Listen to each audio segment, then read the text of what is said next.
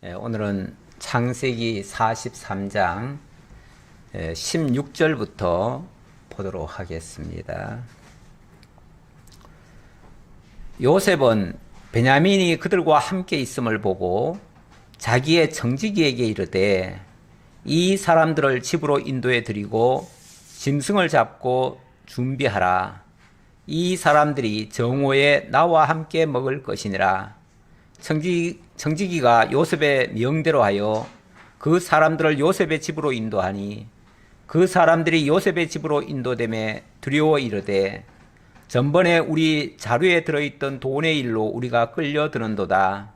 이는 우리를 억류하고 달려들어 우리를 잡아 노예로 삼고 우리의 나귀를 빼앗으려 함이로다 하고 그들이 요셉의 집 청지기에게 가까이 나아가 그 집 문 앞에서 그에게 말하여 이르되 내 주여 우리가 전번에 내려와서 양식을 사가지고 여관에 이르러 자루를 풀어본즉 각 사람의 돈이 전에 그대로 자루 아기에 있기로 우리가 도로 가져왔고 양식 살 다른 돈도 우리가 가지고 내려왔나이다.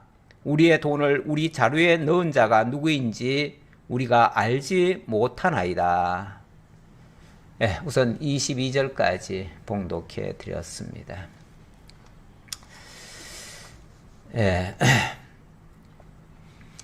요셉의 꿈 해석대로 정확히 7년 풍년이 있었고요. 그리고 7년 흉년이 찾아왔습니다.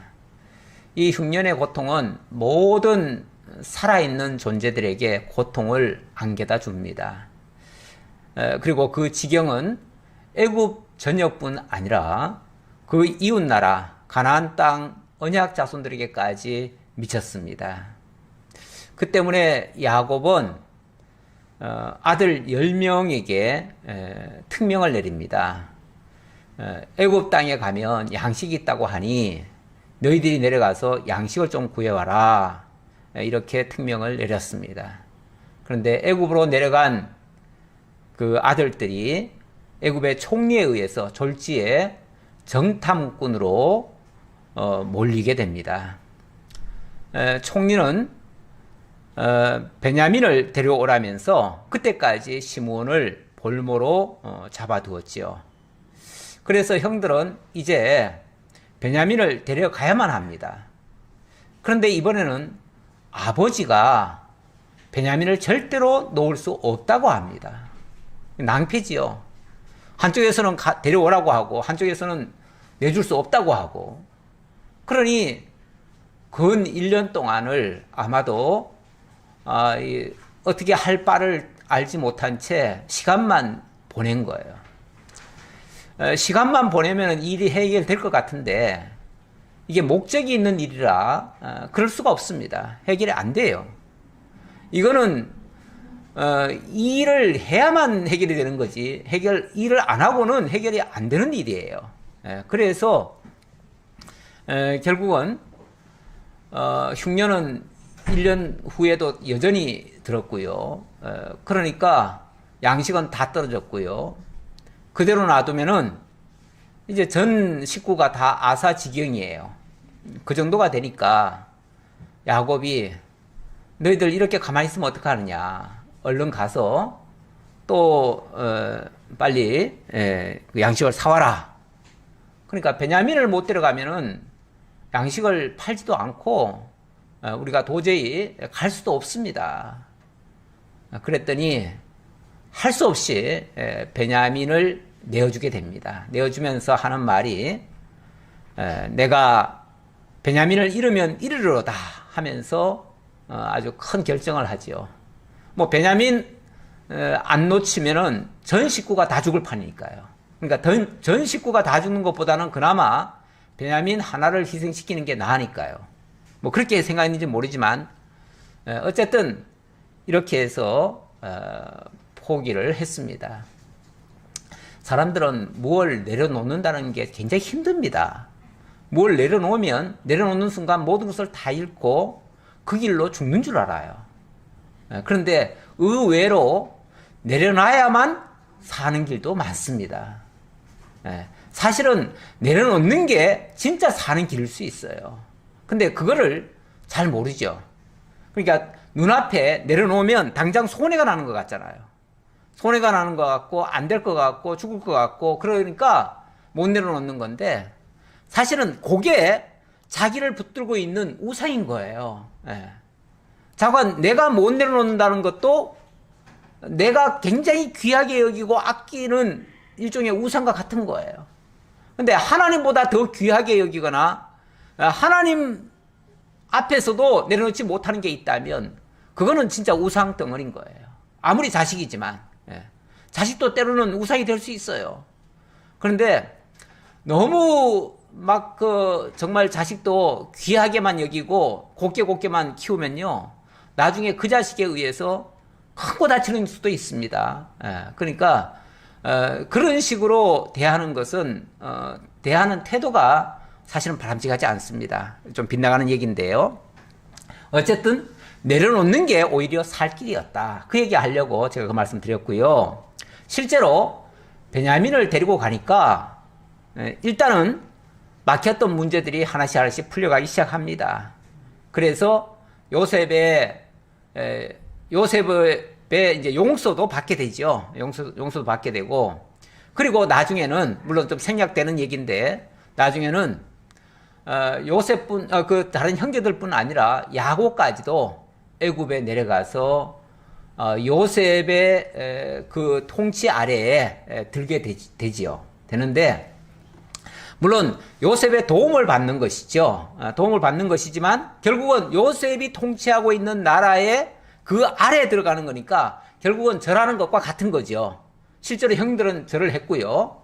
아버지도 결국은 그 밑에 들어가서 살게 되니까 결국은 일찍이 요셉이 어렸을 때에 꿈을 꿨잖아요. 그 꿈 속에서 11별들이 자기에게 다 절을 하더라. 또 나중에는 해와 별까지도 절을 하더라. 이 얘기가 나오는데 실제로 뭐 아버지가 그 아들 앞에 가서 절을 하지는 않겠지요. 하지만은 그 통치 아래 들어간다는 것은 결국은 그 절하는 것과 같은 거죠. 그래서 결국은 그 예언의 말씀이 이루어지는 내용이에요. 그래서 이러한 역사는 결과적으로 하나님께서 일찍이 요셉에게 꿈으로 알려주셨던 미래에 대한 약속을 하나님께서 이루시는 섭리예요. 그 일에 형제들의 죄악상들이 필요한 거예요. 그 죄악들이 있었기에 여기까지 이르게 되는 거예요. 그러니까 사람들 입장에서는 굉장히 서로를 막 미워하고 죽이려 하고 뭐 팔고 또 속이고 뭐 별의별 짓을 다 하는데 이 모든 악행들이죠.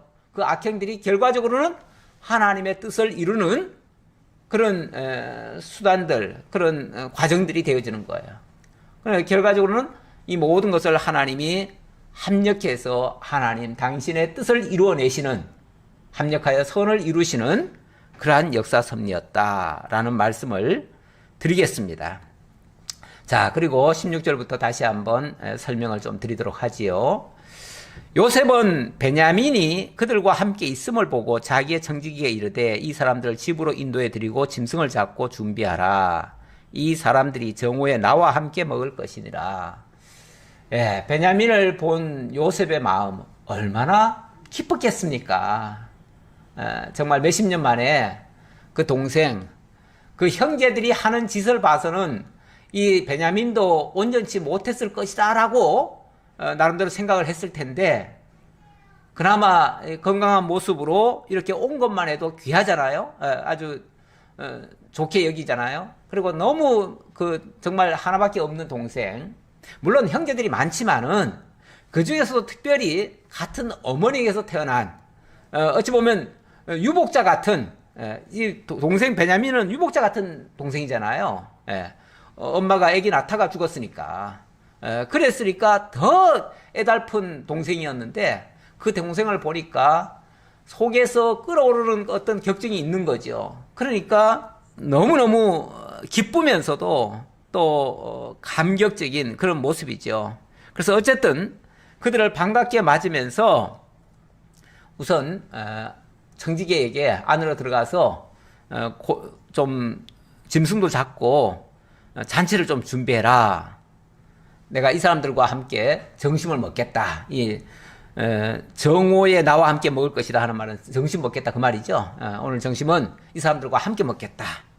사실 총리가 그 외국에서 온 사람과 이렇게 점심 식사를 같이 하겠다. 이건 대단한 일이죠. 대단한 일인데 어쨌든 이렇게 하니까 청지기가 요셉의 명대로 하여 그 사람들을 요셉의 집으로 인도하니 그 사람들이 요셉의 집으로 인도됨에 두려워하여 이르되 요셉은 정말 기쁜 마음으로 그들을 집 안까지 들어오게 했죠. 누가 집 안까지 들어오게 하겠어요. 그런데 자기가 있는 그 청사 안으로 들어오게 했겠죠. 들어오게 했는데 그 초청을 받은 이 형제들은 벌벌 떱니다. 두렵지요. 그런데 아마도 이들에게서 아무런 죄가 없었다면, 아무런 잘못이 없었다면 두려워할 일도 사실은 없었을지도 몰라요. 가끔 가다가 길거리에서 경찰을 만나는 순간 움찔해요. 근데 사실은 특별히 뭐 잘못한 것 같지는 않은데 혹시 뭘 잘못했나 싶어가지고 아주 그래서 경찰만 봐도 어떨 때는 발이 멈칫하고 뭐 그럴 때가 있어요. 있는데 총리가 자기 집으로 불러들인다? 이거는 보통 일이 아니죠. 거기다가 또 이들은 또 원죄도 있잖아요. 아주 그동안 잘못한 일도 많고 그거는 또 모른다고 쳐도 지난번에 가까이는 이 총리가 알만한 일은 지난번에 자기들이 왔다가 갔을 때 그때 누굽니까? 그 자루에 돈이 들어 있었잖아요. 그렇죠? 자루마다 다 돈이 들어 있었잖아요. 그것 때문에 혹시 우리가 걸려든 거 아닌가 싶어가지고 그게 두려운 거죠. 그러니까 죄가 없으면은 두려움이 덜했을 텐데 자관 이 죄라고 하는 게요 사람을 두렵게 만듭니다. 사람을 멀어지게 만들고 두려워지게 만들고 그런 가까이 하려는 걸 피하는 거죠. 우리 집 안으로 들어와라 하니까 막 못 가겠다는 식으로 나오는 거죠. 힘든 거죠. 물론 뭐 어쩔 수 없이 오기는 오지만 그래서 전번에 우리 자루에 들어있던 돈의 일로 우리가 끌려드는도다. 어쩔 수 없이 가기는 가지만 우리가 끌려드는 거다. 이렇게 얘기하는 거죠. 우리는 이제 끌려 들어가는 거다. 잡혀 들어가는 거다. 그 말이죠. 이는 우리를 억류하고 달려들어 우리를 잡아 노예로 삼고 우리의 나귀를 빼앗으려 함이로다 하고 이 나귀라고 하는 건 전 재산과 같은 거거든요. 그러니까 우리의 전 재산을 다 빼앗아 버리고 우리는 완전히 이제 노예 삼기 위해서 끌어들이는가 보다 이렇게 생각하는 거죠. 그들이 요셉의 집 청지기에게 가까이 나아가 그 집 문 앞에서 그에게 말하여 이르되 내 주여 우리가 전번에 내려와서 양식을 사가지고 여간에 이르러 자루를 풀어본즉 각 사람의 돈이 전에 그대로 자루아기에 있기로 우리가 도로 가져왔고. 그러니까 자진납세하는 거죠. 지난번에 이런 일이 있었는데 저희가 그거 다 다시 가져왔습니다. 혹시 그것 때문에 집 잡을까봐 다 가져왔습니다. 뿐만 아니라 또 거기에 대한 알리바이를 더 증명하기 위해서 우리가 그것만 가져온 게 아닙니다. 실제로 다른 양식 살 돈까지도 다 가져왔습니다. 라고 하면서 양식 살 다른 돈도 우리가 가지고 내려왔나이다. 우리의 돈을 우리 자루에 넣은 자는 누구인지 우리가 알지 못하나이다. 그러면서 그 돈만 가져왔다가 우리가 변명하는 게 아니고 실제로 이렇게 그거는 돌려드리고 다른 돈은 이제 양식 사기 위해서 가져왔습니다. 그러니까 자기들의 알리바이를 다 증명하는 거죠. 자, 우리는 결백합니다. 이제 이 뜻이죠. 그런데 그가 이르되 너희는 안심하라. 두려워하지 말라. 너희의 하나님, 너희 아버지의 하나님이 재물을 너희 자루에 넣어 너희에게 주신 것이니라. 하나님이 재물을 너희 자루에 넣어 너희에게 주신 것이니라. 이거 누가 했을 법한 말일까요? 요셉이 할 법한 말이죠. 근데 이 청지기가 했다는 말 아닙니까? 그러니까 청지기에게 아마도 이 형제들이 오면은 이렇게 얘기할지 모른다. 그러니 이렇게 얘기해줘라. 하고 알려준 것 같아요. 예. 그러니까 요셉이 할 법한 말을 지금 이렇게 얘기해 주는 거예요. 그렇죠. 이거는 사실 원리적으로 보면 우리 뭐 사람들끼리 뭐 서로 주고받고 하는 게 있지만은 근본적으로는 다 하나님이 주신 거 아닌가요? 그렇죠? 하나님이 이 사람에게 주어서 이 사람으로 하여금 사람을 고용하고 그 사람에게 또 돈을 주어서 이렇게 서로 쓰게 한 거 아닌가요? 결과적으로는 다 하나님이 주신 거죠. 다만 그 과정에 어떤 사람이 있거나 거치거나 한 거는 있겠지만 그러나 다 하나님이 주신 거예요. 그러니까 설령 누가 돈을 넣어서 그 돈이 너희에게 갔다 할지라도 그건 하나님이 주신 거다. 근본적으로 다 하나님이 주신 거다. 그러니 너희가 직접 훔친 게 아니라면 그건 너희가 훔친 거 아니니까 너희 죄가 아니니까 두려워할 필요 없다 그 얘기죠. 자, 그러면서 너희 돈은 내가 이미 받았느니라 하고 시몬을 그들에게로 이끌어내고 그들을 요셉의 집으로 인도하고 물을 주어 발을 씻게 하며 그들의 나귀에게 먹이를 주더라. 그러면서 이제 그 돈은 내가 이미 받았으니까 너희가 돈을 이걸 다시 주고 말고 할 거 없다. 이거는 하나님이 너희에게 주신 거니까 그건 너희들의 것이고 너희가 준 돈은 이미 받았다라고 얘기를 하면서 뿐만 아니라 시므온까지 불러내네요. 그래서 그동안 시므온이 아무 일 없이 정말 무탈하게 잘 지내다가 나온 것을 보여줍니다. 그러면서 걱정하지 말아라. 이렇게 시므온도 쉽게 말하면 벌 받은 게 아니고 잘 지내왔다라는 걸 보여줬겠지요. 그렇게 해서 안심을 시키는 거죠. 그래서 그들에게 다 물을 주어 발을 씻게 했다. 이 물을 주어 발을 씻게 하는 거는요, 이 더운 지방에 있는 사람들의 굉장히 손님을 극진히 대접하는 모습이에요. 그래서 그렇게 아주 귀한 손님으로 받고 그들에게 예우를 다하는 모습이죠. 뿐만 아니라 나귀에게까지 먹이를 주었다. 그러니까 원래 나귀라는 짐승이 많이 먹잖아요. 그래서 나귀에게 뭘 이렇게 베푼다는 거는요, 공짜로 그렇게 베풀기가 힘들어요. 그런데 그만큼 손님에게는 다 대우를 해주는 거죠. 그만큼 아주 귀한 손님으로 대접을 해줬다라는 뜻이에요. 그들이 거기서 음식을 먹겠다 함을 들었으므로 예물을 정돈하고 요셉이 정오에 오기를 기다리더니 요셉이 집으로 오매 그들이 집으로 들어가서 예물을 그에게 드리고 땅에 엎드려 절하니 요셉이 그들의 안부를 물으며 이르되 너희 아버지 너희가 말하던 그 노인이 안녕하시냐? 아직도 생존해 계시느냐? 이제 요셉이 들어오니까 요셉에게 주기로 생각하고 가져왔던 예물들이 있죠. 지난번에 야곱이 이번에 가거들랑 이런 예물까지 줘라 하면서 그런 게 다 한 게 있어가지고 그걸 다 준비하고 요셉이 집으로 오매 모두가 다 그 앞에 엎드렸다 이렇게 얘기를 합니다. 엎드렸다는 거는 제가 서두에 말씀드린 것처럼 일찍이 요셉에게 꿈으로 보이신 그 11형제가 다 엎드리게 될 것이다, 절하게 될 것이다 라는 그 예언의 말씀이 성취되는 순간이죠. 이건 직접적으로 성취되는 장면이에요. 요셉이 그들의 안부를 물으며 이르되 너희 아버지 너희가 말하던 그 노인이 안녕하시냐? 지금도 생존해 계시느냐?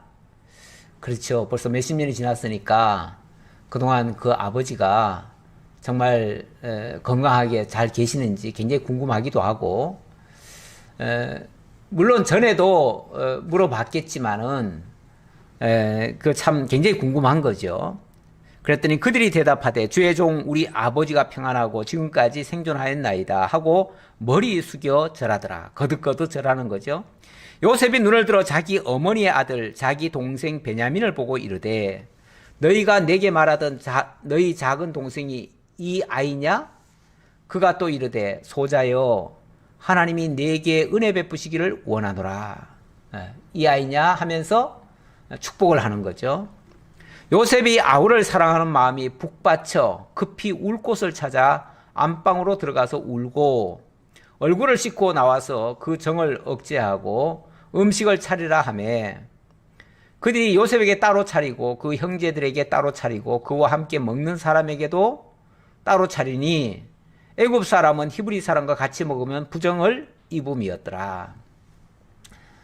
철저히 분리를 했다 그 말인데 일단은 아직은 밝힐 순간이 아니니까 따로 먹고요. 처음에는 같이 먹겠다고 했지만 그러나 상을 겸상할 수는 없다 그 얘기죠. 특히 이거는 히브리인들에게 예를 갖춰주는 거예요. 이건 원래 그 다른 나라 쪽은 이방 쪽은 그런 거 안 따질 거예요. 근데 히브리인들이 특히 그 이방인들과 그렇게 하는 것을 오히려 금하지요. 금하기 때문에 그들을 배려하는 모습이기도 하고, 예, 그렇게 생각할 수가 있겠습니다. 자, 그런데 여기서 하나 좀 더 놀라운 사실은 33절. 그들이 요셉 앞에 앉되 그들의 나이에 따라 앉히게 되니 그들이 서로 이상히 여겼더라. 지금 이 사람들은 아마 청지기가 하라는 대로 할 거예요. 그러니까 마음대로 자기들 마음대로 앉지도 못하고 너 여기 앉아, 여기 앉아, 여기 앉아 이렇게 딱 지시하는 대로 앉을 거예요. 그런데 희한하게 장유 유서처럼 그 차서대로 앉히는 거예요. 참 이상하다. 이 사람들이 뭘 우리를 아나 싶을 정도로. 그러니까 요셉이 아마 이 정직이에게 알려줬겠지요. 누가 형이고 누가 동생이고 그걸 다 알려줬겠지요. 아무래도 요셉 곁에 이 청지기로서 함께 계속 있다 보니까 요셉의 마음을 다 전달받아서 집행하는 것 같아요. 자, 그리고 요셉이 자기 음식을 그들에게 주되 베냐민에게는 다른 사람보다 5배나 주매 그들이 마시며 요셉과 함께 즐거워하였더라. 또 이제 놀라운 사실은 이 요셉이 특별히 자기에게 주어진 그 음식을 나눠주더라는 거죠. 나눠주면서 베냐민에게는 5배나 더 주더라. 특별히 더 챙긴다 그 말이죠. 특별히 더 챙기더라. 이게 아주 의아하기도 했을 테고요. 그렇게 좀 특별한 모습이기도 하지요. 자, 44장으로 넘어갑시다. 44장의 내용은 자, 이렇게 어찌 보면 안절부절 못하고 형제들이 지금 요셉 그 총리 앞에서 지금 솔직히 음식이 제대로 들어가겠습니까? 아마 두려움에 지금 밥이 입으로 들어가는지 코로 들어가는지도 모를 정도로 벌벌 떨면서 아마 먹으려고 할 거예요. 그런데 이 요셉이 그들에게 뭔가 자꾸만 이 평안함을 준 것 같아요. 그래서 이제 요셉과 함께 즐거워하였더라 했는데 뭔가 마음을 편안하게 해줬다는 얘기겠죠. 마음을 편안하게 해주니까 이제 음식을 맛있게 먹었겠죠. 자, 그리고 이제 44장에서는 요셉이 용서해주는 그런 장면이 나옵니다.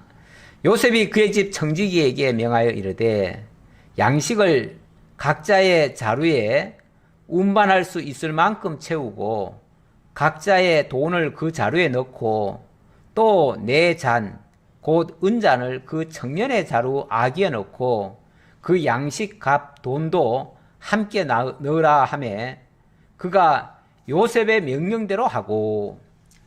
자, 이제 밥은 다 먹고 나서 이제 저녁 때가 됐을 테고요. 이제 그들에게 이제 다 양식을 저녁 때라기보다도 이제 점심을 다 먹었겠죠. 먹은 다음에 양식을 이제 파는 거죠. 파는데 각자의 자루에 운반할 수 있을 만큼 다 채워줘라. 뿐만 아니라 그 속에는 또 각자의 돈도 그 속에 다 집어넣어줘라. 그리고 또 특별히 내 이 은자는 그 청년에게 줘라. 바로 베냐민의 자루에다 넣어줘라. 그 말이죠. 자, 그렇게 해서 그들이 이제 양식을 다 사고 이제 다 준비하고 만반의 준비를 갖추고 그 다음날 아침이 밝을 때에 사람들과 그들의 나귀들을 보내니라. 아마 하루는 그렇게 해서 좋은 시간을 갖도록 했을 거예요. 그래 놓고 그 다음날 아침에 보냈습니다.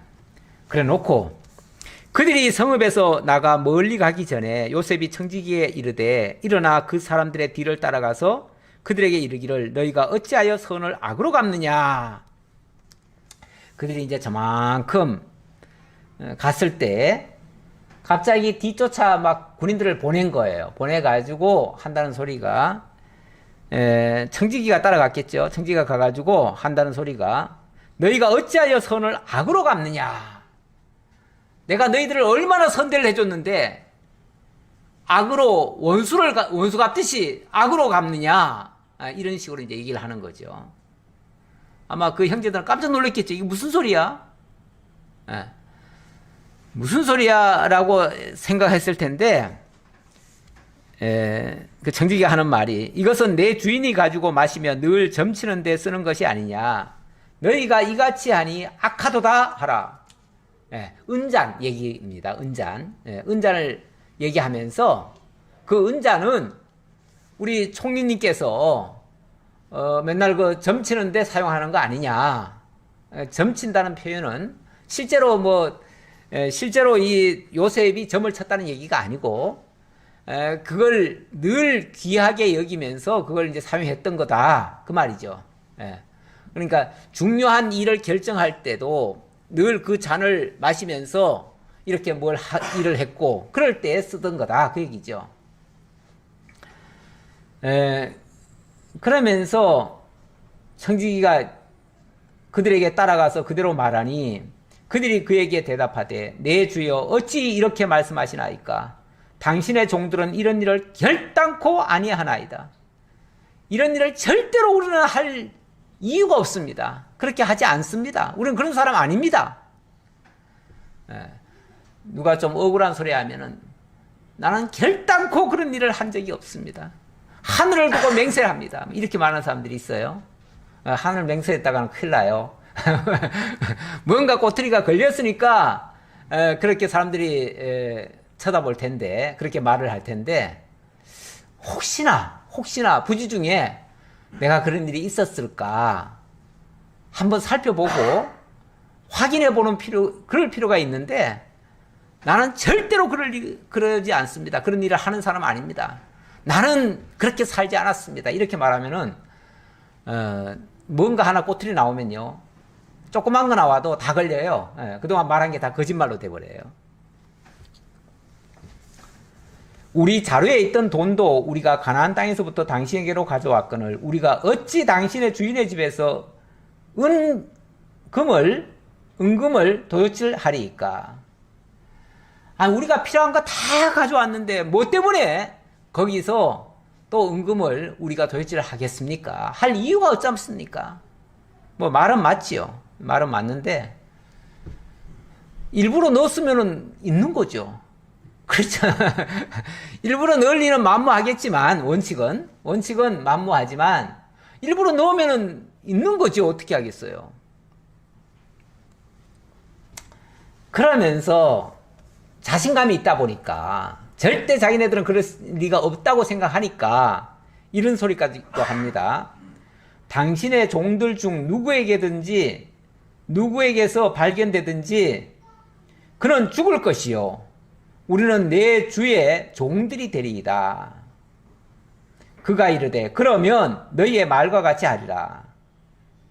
그것이 누구에게서든지 발견되면 그는 내게 종이 될 것이요 너희는 죄가 없으리라. 그래서 큰 소리를 치고 일종의 맹세 같은 소리도 합니다. 그래서 만약의 경우 누군가 그렇게 하는 사람이 있다면 그는 죽을 것입니다. 죽여도 좋습니다. 그 말이죠. 죽여도 좋습니다. 그리고 그만 죽는 것이 아니라 나머지 우리 형제들까지도 다 같이 종이 되겠습니다. 당신의 종이 되어 드리겠습니다. 이렇게까지 마치 맹세하듯이 얘기를 했네요. 그랬더니 그 청지기는 좋다 너희들 말대로 하겠다라고 하면서도 굳이 그럴 필요는 없고, 만약에 그 걸려든 사람이 있으면 걸려든 사람만 내가 종 삼고 나머지는 죄가 없을 것이다. 예, 그러니까 그렇게 과하게는 하지 않는다. 다만 그 걸린 사람은 벌을 받아야 될 것이다. 그러니 종으로 삼겠다라고 얘기를 했습니다. 그러면서 이제 보란 듯이 우리는 그런 거 없습니다 하고서 다 이제 자루를 툭툭 털었겠지요. 그들이 각각 급히 자루를 땅에 내려놓고 자루를 각각 푸니 그가 나이 많은 자에서부터 시작하여 나이 적은 자에게까지 조사하매 그 잔이 베냐민의 자루에서 발견된지라. 큰일 났어요. 꼼짝없이 걸려들었어요. 아니 뭐 미끼를 놓고 함정을 파놨는데 어떻게 안 걸려들겠어요. 다 걸려들 수밖에 없는 거죠. 그들이 옷을 찢고 각기 짐을 나귀에 싣고 성으로 돌아가니라. 그런데 이제 만약의 경우 이 형들이 옛날과 같이 변함이 없이 옛날 그 모습 그대로라면 이런 경우 아마 그 베냐민을 그래 네가 큰 잘못했구나. 네가 잘못했으니까 너는 죽어라. 우리는 살아야지. 우리는 아버지를 위해서라도 우리는 가야지. 그리고 아마 아버지 위한다는 핑계로 베냐민 내버려 두고 떠났을지도 몰라요. 그렇죠? 만약에 이제 전혀 변함이 없었다면 이건 가정입니다. 원래 가정은 없지만은 가정을 한다면 그렇다는 거죠. 그런데 이번엔 태도가 좀 바뀌었네요. 그동안에 뭔가 좀 변화가 있었던 것 같아요. 이번엔 어떻게 하냐면은 모두가 다 옷을 찢습니다. 다시 말하면 다 우리가 잘못했다. 내가 잘못했다. 어찌 보면 물론 저것 때문에도 그렇지만 억울하게 느껴서도 그럴 수도 있겠지만 이 죄의 값을 함께 당하겠다고 하는 뜻이에요. 그래서 각기 짐을 나귀에 싣고 성으로 돌아갔대요. 혼자 내버려두고 집으로 가버린 게 아니고 원래 이 정직이는 그랬잖아요. 그 사람만 종 삼을 거고 나머지는 다 집으로 가라. 너희들은 죄가 없으면은 없는 사람은 다 내보내 줄 거다 그랬는데 아닙니다. 우리도 같이 갈 겁니다. 종이 돼도 같이 종이 되겠습니다. 죽어도 같이 죽겠습니다. 혼자 내버려 둘 수 없습니다. 이렇게 나오는 거죠. 어쩌면 요셉은 지금 이 형들이 만약에 베냐민을 난처하게 만들어 놓으면 그 베냐민을 어떻게 대하는지를 이제 볼 수가 있잖아요. 그거 보기 위해서 이렇게 어찌 보면 작전을 펼친 거죠. 이렇게 해서 죄인을 만들어 놓은 거죠. 만들어 놓은 거예요. 우리 하나님께서 물론 우리가 다 죄인입니다. 죄인이기 때문에 하나님이 그 죄를 드러내시려고 율법이라고 하는 걸 주십니다.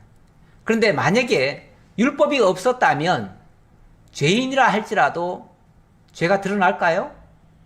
안 드러나죠. 안 드러나면 우리는 다 의로운 줄만 알고 기고만장하죠. 착각하죠. 그래서 교만한 행동도 하고 아마 그런 자에게는 하나님도 필요가 없죠. 누구의 도움도 필요 없죠.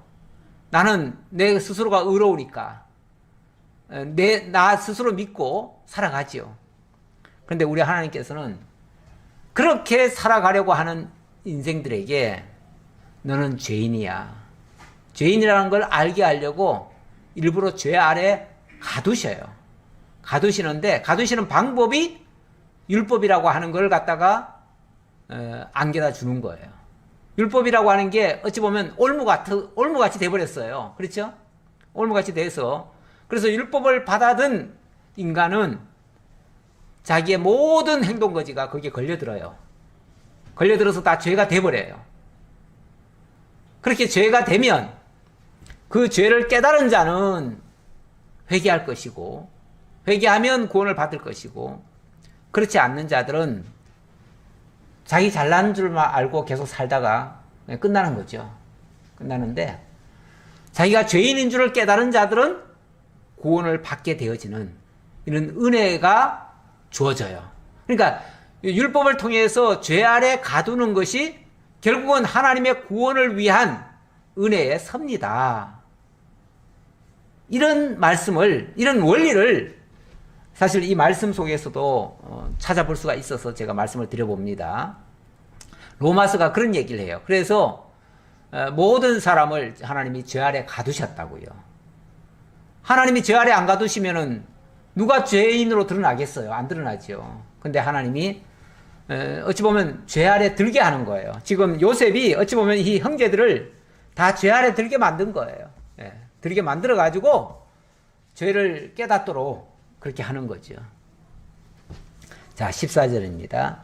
유다와 그의 형제들이 요셉의 집에 이르니 요셉이 아직 그곳에 있는지라 그의 앞에서 땅에 엎드리니 요셉이 그들에게 이르되 너희가 어찌하여 이런 일을 행하였느냐? 나 같은 사람이 점을 잘 치는 줄을 너희가 알지 못하느냐? 호통을 치는 거죠. 그러니까 요셉은 아예 기다리고 있어요. 뭐 뻔히 돌아올 줄 알고 있죠. 예. 왜냐하면 잡으러 갔으니까. 잡으러 가가지고 죄인 만들었으니까. 만든 죄인들이 안 올 수 있나요? 와야지. 예. 그러니까 죄인 만들어서 돌아와서 회개하게 만드는 거, 이게 이제 어떻게 보면 하나님의 섭리 방식이기도 하다라는 측면에서 제가 말씀드려 본 거예요. 예. 자, 그러면서 호통을 쳤어요. 그랬더니 유다가 말하되 우리가 내 주께 무슨 말을 하오리이까? 무슨 설명을 하오리이까? 우리가 어떻게 우리의 정직함을 나타내리이까? 그렇죠. 입이 10개라도 할 말 없고요. 무슨 변명도 변명이 안 됩니다. 그럴 때는 무조건 죄인으로서이다 라는 얘기밖에 할 게 없어요. 어떤 뭐 정직을 드러내겠다? 알리바이를 증명하겠다? 뭘 설명하겠다? 설명이 안 돼요. 될 수가 없어요. 아니 일부러 파놓은 함정인데 무슨 거기에 다른 설명이 필요하겠어요. 그러면서 하나님이 종들의 죄악을 찾아내셨으니 우리와 이 잔이 발견된 자가 다 내 주의 노예가 되겠나이다. 예. 자, 우리에게서 이 잔이 발견됐으니까 여기 지금부터 계속해서 유다가 하는 말 속에 저는 굉장히 중요한 말이 하나 있는데, 단어가 하나 있는데 그거는 우리라는 말입니다. 우리. 예. 우리가 내 주께 무슨 말을 하오리까? 우리가 어떻게 우리의 정직함을, 우리와 이 잔이 계속해서 우리 그럽니다. 예. 그랬더니 요셉이 이르되 내가 결코 그리하지 아니하리라. 잔이 그 손에서 발견된 자만 내 종이 되고 너희는 평안히 너희 아버지께로 도로 올라갈 것이니라. 자꾸 우리 그러니까 요셉이 아니야, 너희들 다 공동 책임질 필요 없어. 그 잔이 발견된 자만 뭐 하면 돼요? 그만 처벌할 거야. 그만 내 종으로 삼을 거야. 나머지는 빨리 그 아버지한테로 가가지고 양식도 드려야 되고 다 해야지. 그래서 빨리 돌아가. 너들은 다 필요 없어. 너들은 빨리 집으로 가. 이러는 거죠. 그랬더니 이 유다는 그에게 가까이 가서 이르되 내 주여 원하건대 당신의 종에게 내 주의 귀에 한 말씀을 아뢰게 하소서. 주의 종에게 노하지 마소서. 주는 바로와 같으심이니이다. 유다가 굉장히 아주 엄숙한 표현으로, 엄숙하다고 표현해야 되나요? 어떻게 표현해야 되나요? 굉장히 신중하게 총리 앞에 가가지고 총리님, 제가 무슨 말을 한들 다 변명밖에 안 되고 다 안 되겠지만 그래도 한마디만 좀 얘기하게 해주세요. 한마디만. 요 한마디는 꼭 제가 안 들을 수가 없습니다. 그러면서 요 한마디만 들으시고 그것 때문에는 좀 노하지 말아 주십시오. 그것만 용납해 달라 그 말이죠. 그것만 용납해 주십시오. 제가 어떻게 감히 무슨 변명을 하겠습니까? 다른 말 아무것도 할 수는 없고 다만 요 한마디는 꼭 해드리고 싶습니다. 하면서 사정을 하는 거예요. 그랬더니 이제 그럼 얘기해봐라 그랬겠죠. 19절 이전에 내 주께서 종들에게 물으시되 너희는 아버지가 있느냐 아우가 있느냐 하시기에 우리가 내 주께 아뢰되 우리에게 아버지가 있으니 노인이요 또 그가 노년에 얻은 청년이 있으니 그의 형은 죽고 그의 어머니가 남긴 것은 그뿐이므로 그의 아버지가 그를 사랑하나이다 하였더니 주께서 또 종들에게 이르시되 그를 내게로 데리고 내려와서 내가 그를 보게 하라 하시기로 우리가 내 주께 말씀드리기를 그 아이는 그의 아버지를 떠나지 못할지니 떠나면 그의 아버지가 죽겠나이다. 전에 총리님께서 우리에게 그 아들을 데려오라 또 아버지는 살아계시냐 뭐 이런 얘기를 해가지고 우리가 자초지종을 다 얘기했습니다. 다 얘기했고 그래서 또 총리님이 그 막내 아들을 데려오라 그래가지고 데려오려고 했더니 아버지는 데려오다가는 그 아버지가 죽을 판입니다. 이런 얘기를 하는 거죠. 자, 그랬더니 23절 주께서 또 주의 종들에게 말씀하시되 너희 막내 아우가 너희와 함께 내려오지 아니하면 너희가 다시 내 얼굴을 보지 못하리라 하시기로 우리가 주의 종 우리 아버지에게로 돌아 올라가서 내 주의 말씀을 그에게 아뢰었나이다. 그런데 총리님께서 동생 데려오지 않으면 우리 내 얼굴 다시는 볼 생각도 하지 말아라 하기에 그걸 아버지에게 사정을 했더니 아버지는 절대 안 된다고 그렇게 했습니다. 안 되는 이유는 그의 형은 죽고 하나 남았는데 그마저 죽을까봐 안 된다 이렇게 얘기했다는 거예요.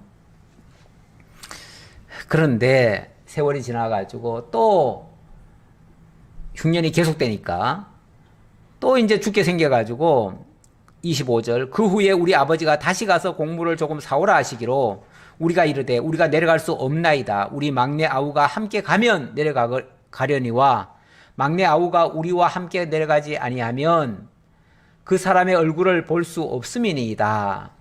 주의 종 우리 아버지가 우리에게 이르되 너희도 알거니와 내 아내가 내게 두 아들을 낳았으나 하나는 내게서 나갔으므로 내가 말하기를 틀림없이 찢겨 죽었다 하고 내가 지금까지 그를 보지 못하거늘 너희가 이 아이도 내게서 데려가려 하니 만일 제 해가 그 몸에 미치면 나의 흰머리를 슬퍼하며 서울로 내려가게 하리라 하니 이 구구절절 이 사정을 다 얘기를 했습니다.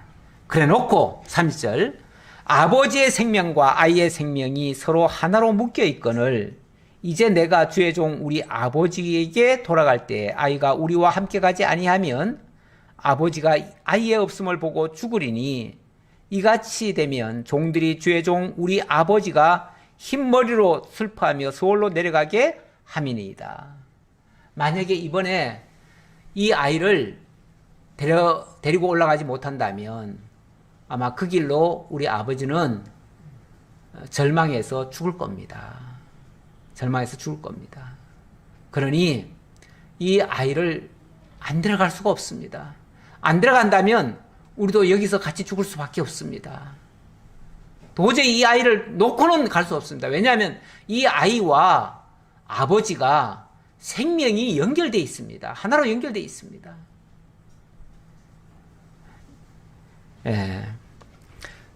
여기까지는 있는 그대로를 얘기한 거죠. 있는 그대로를 아뢰었고요. 그래 놓고 자 32절 주의 종이 내 아버지에게 아이를 담보하기를 내가 이를 아버지께로 데리고 돌아가지 아니하면 영영이 아버지께 죄짐을 지리다 하였사오니 이제 주의 종으로 그 아이를 대신하여 머물러 있어 내 주의 종이 되게 하시고 그 아이는 그의 형제들과 함께 올려 보내소서.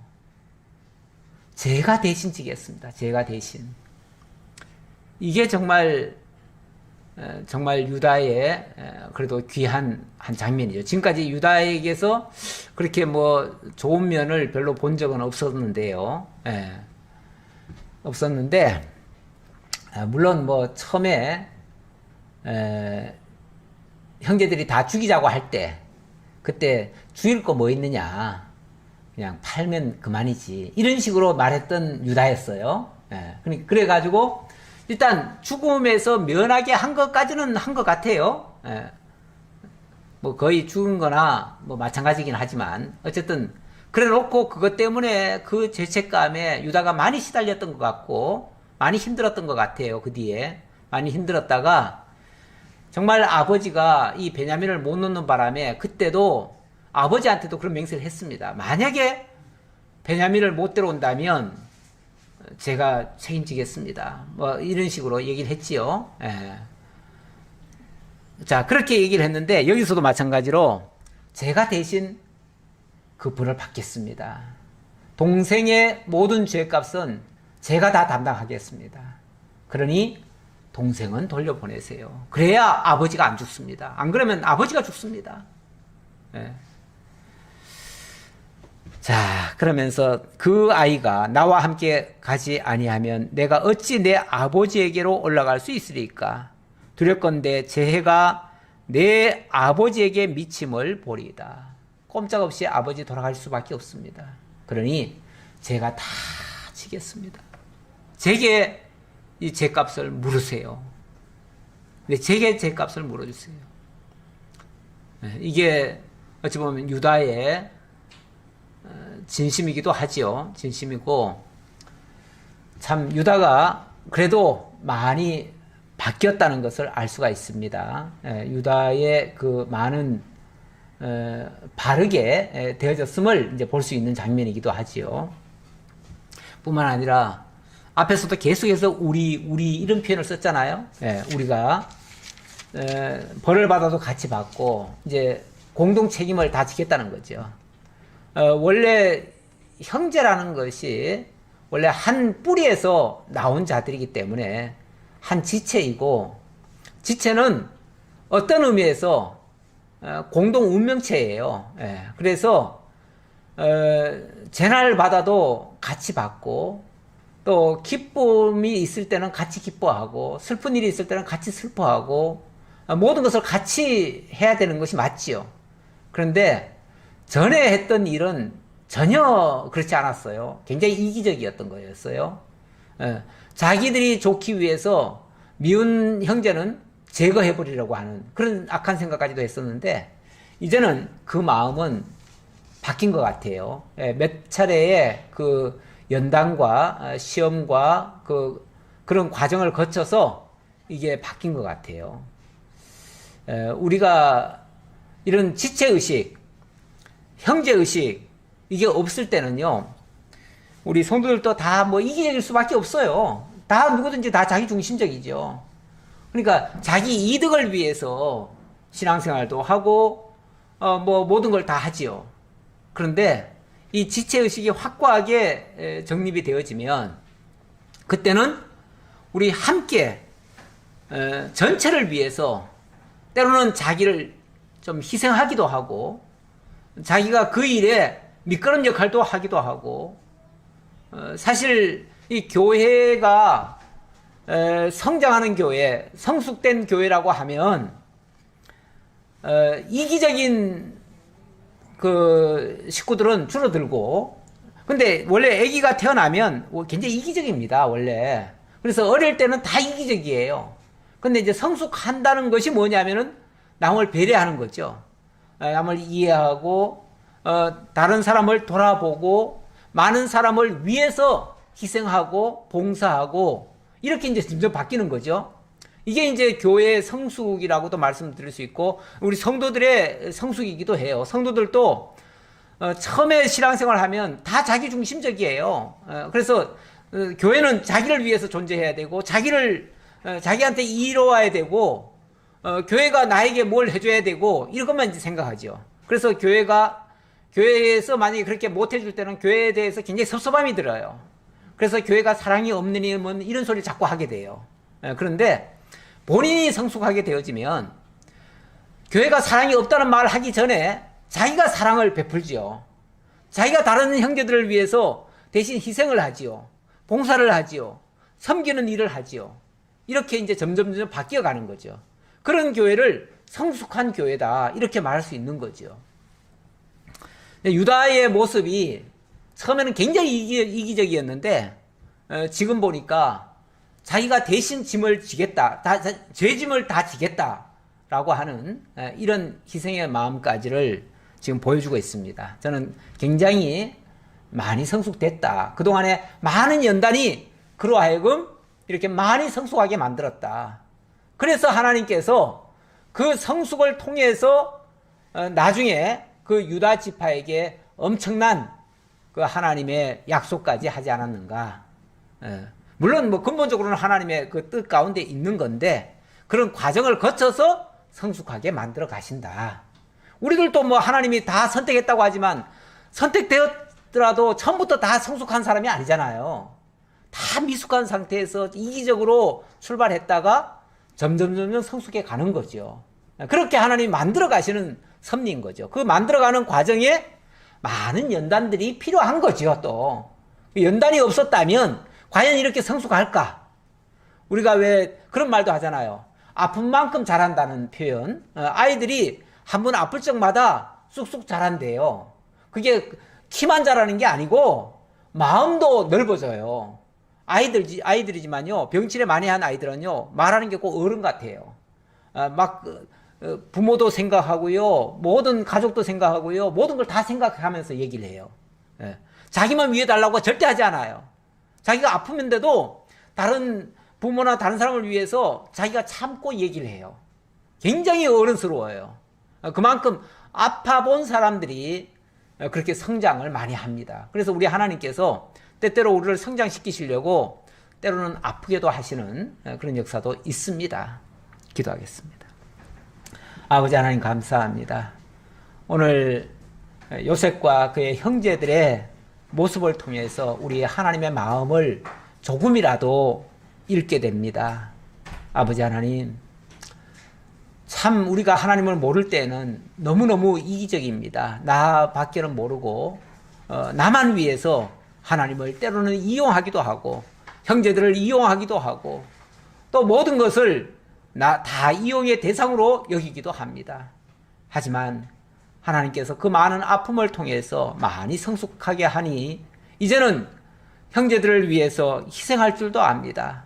봉사할 줄도 압니다. 대신 죄짐을 지려고도 합니다. 심지어는 우리 주 예수님처럼 십자가를 지려고 하는 그런 마음까지도 읽혀집니다. 우리 하나님께서 이렇게 우리를 성장시켜 가신다는 사실을 기억하고 우리도 어려운 현실에 대해서 불평불만할 것이 아니라 그런 것을 통해서 하나님이 나를 성숙시켜 간다는 사실을 기억하고 감사하며 잘 이겨낼 수 있는 저희 모두가 되도록 인도해 주옵소서. 감사드렸고 예수 그리스도의 이름으로 기도하옵나이다. 아멘.